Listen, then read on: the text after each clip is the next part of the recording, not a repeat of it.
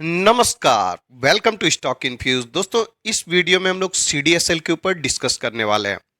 Company के quarter four का result out हो चुका है। चलिए सबसे पहले हम लोग रिजल्ट को देख लेते हैं। तो रिजल्ट आपको कुछ खास देखने को नहीं मिलेगा। कंपनी का sales year on year basis में 9% से घट चुका है। पिछले साल के इसी क्वार्टर में 137 करोड़ का था, लास्ट क्वार्टर में 141 करोड़ का था, जो कि इस क्वार्टर में 125 करोड़ का निकल कर आया है। तो कंपनी का sales year on year basis में भी घट गया है और वाई ऑन वाई बेसिस में भी कंपनी का सेल्स घट चुका है। अगर कंपनी के नेट प्रॉफिट को देखें, नेट प्रॉफिट 19% से घट चुका है ईयर ऑन ईयर बेसिस में। पिछले साल के इसी क्वार्टर में 78 करोड़ का प्रॉफिट था, लास्ट क्वार्टर में 74.8 करोड़ का प्रॉफिट था, जो कि इस क्वार्टर में घटकर मात्र 63.1 करोड़ का रह गया है। तो कंपनी का प्रॉफिट भी घट गया है, कंपनी का सेल्स भी घट गया है। अगर दोस्तों आप मुझे पहले से फॉलो कर रहे हैं तो मैंने इससे पहले भी बोला था कि सीडीएसएल का रिजल्ट आपको अच्छा देखने को नहीं मिलेगा, क्योंकि इसको आप एक साइक्लिकल स्टॉक मान सकते हैं।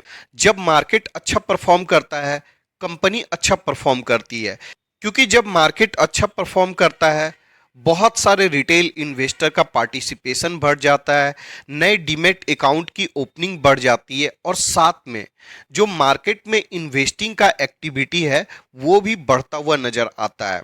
अब दोस्तों, अगर कंपनी के लॉन्ग टर्म प्रॉफिट के हिस्ट्री को देखेंगे तो ये हमें क्लियरली समझ में आएगा कि कंपनी का प्रॉफिट किस तरीका से घटता है और किस तरीका से बढ़ता है। अब देखिए दोस्तों, FY19 में 115 करोड़ का प्रॉफिट था, घटकर 107 करोड़ होता है।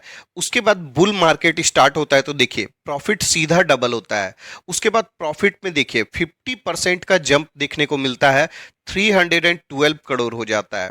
उसके बाद देखिए FY23 में मार्केट कुछ खास परफॉर्म नहीं किया है, तो फिर से कंपनी का प्रॉफिट आपको घटता हुआ नजर आ रहा है। उसके पहले देखिए कंपनी का प्रॉफिट कभी भी आपको कंसिस्टेंट देखने को नहीं मिलेगा। जब FY17 में मार्केट इतना अच्छा परफॉर्म नहीं कर रहा था तो कंपनी का भी प्रॉफिट गिर गया था। इन शॉर्ट कहने का मतलब है दोस्तों, जब बुल मार्केट होगा तो सीडीएसएल बहुत अच्छा परफॉर्म करेगा, क्योंकि मार्केट में नए अकाउंट की ओपनिंग भी होगी और मार्केट में इन्वेस्टिंग एक्टिविटी रिटेल इन्वेस्टर की तरफ से बढ़ जाती है। लेकिन जब मार्केट अच्छा परफॉर्म नहीं करेगा, साइडवेज पैटर्न में काम करेगा, तो सीडीएसएल का भी स्टॉक आपको अच्छा परफॉर्म करता हुआ नजर नहीं आएगा। और अभी के समय वैल्यूएशन को देखने जाएंगे तो प्राइस टू अर्निंग रेशियो 38 पर पहुंच गया है। लेकिन अगर हिस्टोरिकली देखें, जब से कंपनी की लिस्टिंग हुई है तो मैक्स में देखने जाएगा तो प्राइस टू अर्निंग रेशियो 36 का है। तो अपने median price to earning ratio से ऊपर के लेवल पर नजर आ रहा है और अभी के समय स्टॉक में गिरावट की संभावना बनी हुई है। और स्टॉक कहां तक गिर सकता है? अब देखिए दोस्तों, मुझे लगता है कि स्टॉक में 10% का करेक्शन इजीली हो सकता है और ये स्टॉक आपको 900 रुपीज पर आसानी से जाता हुआ नजर आ सकता है। अब सवाल आता है कि क्या हमें इस स्टॉक में सेलिंग कर देनी चाहिए? देखिए दोस्तों, आपको इस स्टॉक में बहुत बड़ा रिटर्न नहीं मिलेगा। रिटर्न आपको बहुत तेजी से बनता हुआ नजर आएगा जब मार्केट में बुल रन होगा। एक समय मुझे याद है, जब मार्केट में बुल रन था, हर कोई सीडीएसएल में इन्वेस्टमेंट करना चाहता था। देखिए दोस्तों, जब बुल रन होता है ना, तो कोई भी सोचता नहीं है कि क्या होने वाला है फ्यूचर में। बस स्टॉक बढ़ रहा है, इन्वेस्टमेंट कर दीजिए। अगर आप स्टॉक के नेचर को समझेंगे, बिजनेस के नेचर को समझेंगे और इन्वेस्टमेंट करेंगे, तो आपका इन्वेस्टमेंट लॉजिकल होगा। और लॉजिक क्या बोलता है कि ऐसे स्टॉक में तब इन्वेस्टमेंट किया जाता है जब मार्केट अच्छा परफॉर्म नहीं करता है और इन्वेस्टमेंट कर छोड़ दिया जाता है, और जब बुल मार्केट आता है तो कंपनी बड़ा रिटर्न बना कर देती है। लेकिन मार्केट में लोग क्या करते हैं? उल्टा करते हैं। जब बुल मार्केट होता है, स्टॉक बहुत ज़्यादा परफॉर्म करता है, तब इन्वेस्टमेंट करते हैं। और जब बुल मार्केट खत्म हो जाता है, मार्केट साइडवेज पैटर्न में काम करता है या परफॉर्म नहीं करता है, तो ऐसे समय में लोग परेशान होते हैं और स्टॉक को सेल कर एग्जिट कर जाते हैं। अब दोस्तों, स्टॉक अभी के समय परफॉर्म नहीं कर रहा है। एक तो कंपनी का रिजल्ट अच्छा नहीं आ रहा है, ऊपर से बीएससी ने ओएफएस के थ्रू 2.5% स्टेक की सेलिंग की है। अब इसकी वजह से भी कंपनी का स्टॉक परफॉर्म नहीं कर रहा है।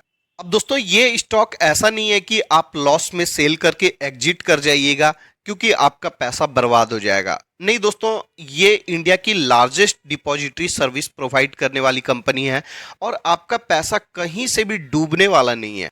हाँ, ऐसा जरूर हो सकता है कि आपको इंतजार थोड़ा लंबा करना पड़ सकता है। जब मार्केट में बुल रन आएगा, ये कंपनी आपकी सारी शिकायत दूर कर देगी। लेकिन दोस्तों, कंपनी से कोई मल्टी बैगर रिटर्न जैसा एक्सपेक्टेशंस आप मत रखिएगा।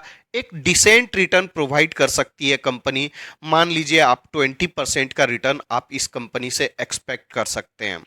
अगर long term sales and profit के ग्रोथ को देखने जाएंगे तो आप देखिए सेल्स एंड प्रॉफिट का ग्रोथ ठीक ठाक नजर आएगा। 20% का सेल्स का ग्रोथ है 10 ईयर में, 5 ईयर में और ज्यादा है, 3 ईयर में और भी ज्यादा है। और प्रॉफिट के ग्रोथ को देखिएगा, ये भी अच्छा नजर आता है।